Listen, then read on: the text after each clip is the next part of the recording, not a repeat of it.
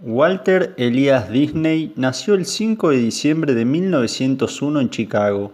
Creció en una granja cerca de Missouri, pero cuando su padre contrajo fiebre tifoidea, la familia vendió su escaso patrimonio y se mudó a Kansas City, donde trabajó como repartidor de diarios con su padre. Desde chiquito le gustó dibujar. A los 7 años hacía bocetos y se los vendía a los vecinos. A los 15 años subía a los trenes para vender periódicos y a los 16 años abandonó la escuela. Le iba mal, ya que por el reparto de periódicos de madrugada se quedaba dormido en clase. Walt Disney siguió dibujando, pero durante la Primera Guerra Mundial se enroló en la Cruz Roja Internacional, mientras su hermano Roy se alistó en la Marina de los Estados Unidos. Sin embargo, nunca estuvo en combate, solo conducía ambulancias y durante las largas esperas dibujaba sobre la lona del vehículo y comenzó a fumar, un hábito que le trajo muchos problemas. Al regresar a Estados Unidos se reunió con Roy en Kansas y consiguió un trabajo de historietista en el Kansas City Star. Su jefe, sin embargo, lo despidió por falta de imaginación y porque no tenía buenas ideas. En un trabajo como diseñador de avisos para empresas, Walt Disney conoció a su amigo Ubi, y cuando los despidieron a ambos crearon una empresa propia, que se fundió por falta de clientes. Ambos ingresaron a Kansas City Film Arts y allí Walter aprendió la técnica de animación. Al salir, en vez de volver a casa, pasaba horas en la biblioteca pública de la ciudad estudiando a solas mecánica, anatomía y nuevas técnicas de animación. 2 años más tarde montó su propia empresa para hacer dibujos animados a partir de cuentos infantiles famosos como Cenicienta. Apenas un año más tarde, en 1923, hizo un novedoso corto sobre Alicia en el País de las Maravillas, su primer caballito de batalla en el que mezcló animación con imágenes reales. Alicia fue muy elogiada en Kansas, pero no le dejó un solo dólar. Vendió su única cámara y compró un ticket de ida a California. Y así partió rumbo a la meca del cine, con $40 en el bolsillo y una copia de su versión animada de Alicia en el País de las Maravillas. Quería dirigir y golpeó la puerta de todos los estudios. Nadie lo recibió. En vez de regresar a Kansas, montó un pequeño estudio de animación en el garage de la casa de un tío que vivía cerca de Los Ángeles y siguió haciendo lo mejor que sabía hacer, dibujos animados. Como era lo más logrado en todo lo que tenía, envió una copia de Alicia en el País de las Maravillas a muchas ciudades y la única que le respondió fue una secretaria de un estudio de Nueva York, Margaret Winkler, que por entonces empezaba a distribuir por su cuenta animaciones mudas, como El gato Félix. Entusiasmado, Walt le propuso a Roy asociarse, pero que él le consiguiera la platita. Y así nació Disney Brothers Studio, la semilla de la que sería la mayor compañía de entretenimientos a nivel global. Margaret le encargaba alguna que otra cosa igual, llamó a su amigo dibujante, Ubi, y también lo asoció.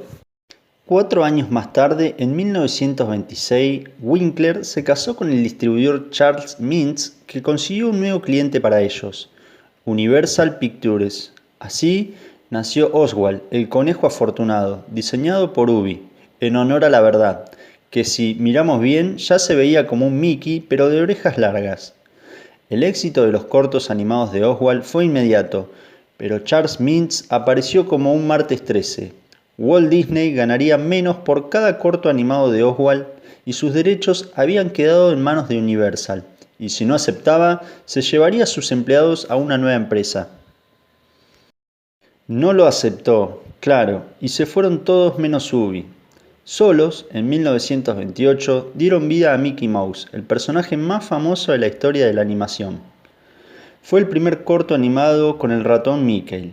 En él ya asomaba Minnie con pestañas postizas para regalarle una caidita de ojos, una herradura que le diera suerte en su vuelo inaugural. Toda una premonición, porque el corto, si bien no tuvo gran repercusión, le dio pie para ir en busca de algo novedoso e inédito, el cine animado sonoro. El éxito fue inmediato y 2 años más tarde, Mickey Mouse ya tenía historietas en un periódico y un merchandising muy popular. En 1932 sorprendió otra vez con Árboles y Flores, una nunca vista antes, película animada completa en colores.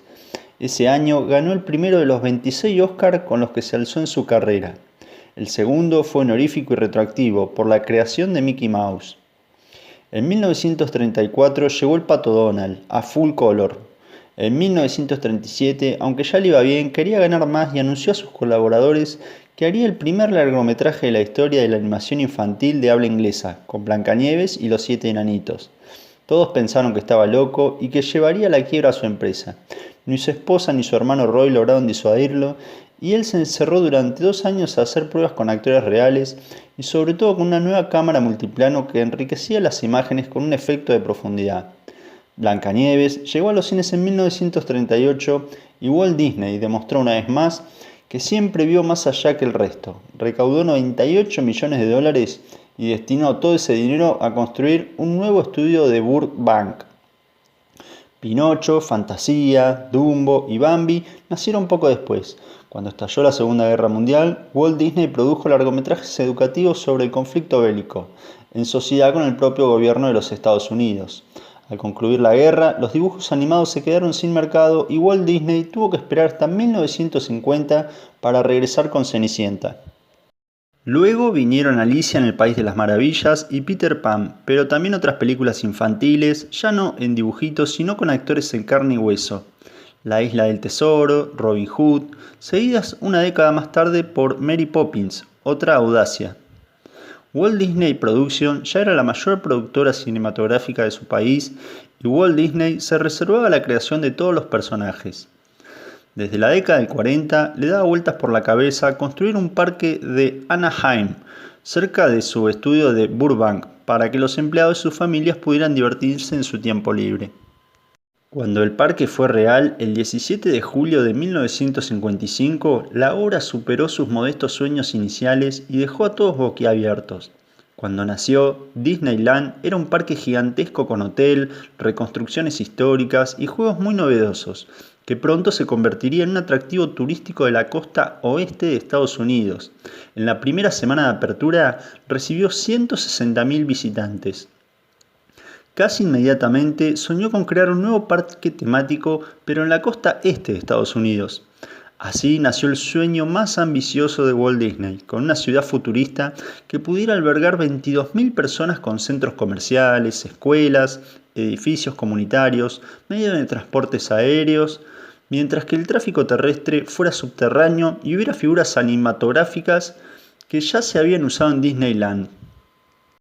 Lo anunció en 1965, se filmó diciéndolo una vez más, en 1966. Comenzó la obra en 1967 y se inauguró el 1 de octubre de 1971.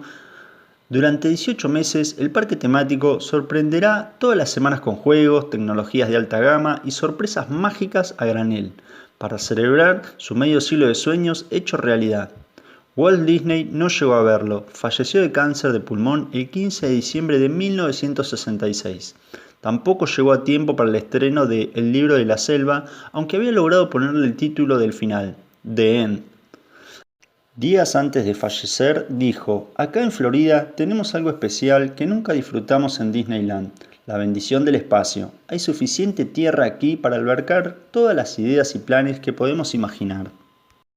Walt Disney World tenía entonces un único parque, Magic Kingdom, pero luego se sumaron Epcot en 1982, Disney Hollywood Studios en 1989 y Disney Animal Kingdom en 1998.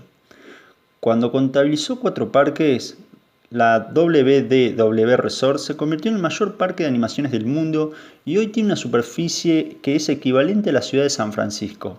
Si se tienen en cuenta los 6 circuitos de golf, un complejo deportivo, 2 centros comerciales, 24 hoteles de propia marca y los parques acuáticos. Si se suma a Celebration, una ciudad que se reproduce a pequeña escala a otras ciudades estadounidenses, que fue construida fuera de los parques como barrio residencial para los empleados jerárquicos y es de libre circulación, aunque la administra Walt Disney World Resort. En la inauguración oficial del parque en octubre de 1971, Roy dedicó la propiedad a su hermano y anunció que le llamaría Walt Disney World en su honor. Todo el mundo ha oído hablar de los coches Ford, pero ¿han oído hablar de Henry Ford, quien lo empezó todo?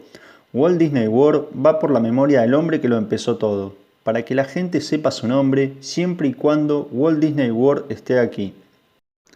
Y para que nadie olvide al hombre detrás de la historia, casi como la voz de la conciencia, muchas frases pronunciadas por Walt Disney susurran colgadas de algún cartelito en los rincones más recónditos e insospechados del predio.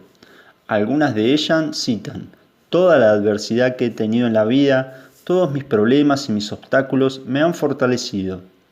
La manera de ponerse en marcha es dejar de hablar y comenzar a hacer. Supongo que mi fórmula podría ser: sueña, diversifica y nunca te pierdas un ángulo. Otra frase cita: la gente a menudo me pregunta si conozco el secreto de mi éxito y si pudiera decir a otros cómo lograr que los sueños se vuelvan realidad. La respuesta es: lo haces trabajando. Otra frase dice: pueden soñar, crear, diseñar y construir el más maravilloso lugar en el mundo, pero se requiere gente para volver realidad un sueño.